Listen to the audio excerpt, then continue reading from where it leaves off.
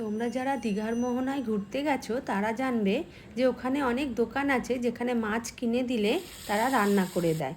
আমার এই রান্নাটা সেখান থেকেই শেখা। এত দুর্দান্ত বানিয়েছিল এই রান্নাটা, আমি ওর থেকে রেসিপিটা জেনে এসে এখন বাড়িতে মাঝে মাঝেই বানাই। প্রথমে নুন হলুদ মাখানো মাছগুলো ভেজে তুলে নেব। ওই কড়াইতে আরও একটু তেল দিয়ে দুটো তেজপাতা ফোড়ন দেব, দিয়ে পেঁয়াজ বাটা দিয়ে পেঁয়াজ বাটাটা ভালো করে ভেজে নিই। আদা বাটা, রসুন বাটা, হলুদ গুঁড়ো, লঙ্কা গুঁড়ো, কাশ্মীরি লঙ্কার গুঁড়ো, জিরে গুঁড়ো, ধনে গুঁড়ো, একটু জল দিয়ে কিছুক্ষণ কষিয়ে একটা বড় টমেটো কুচি, নুন আর কাঁচা লঙ্কা দিয়ে মশলাটাকে ভালো করে কষাবো।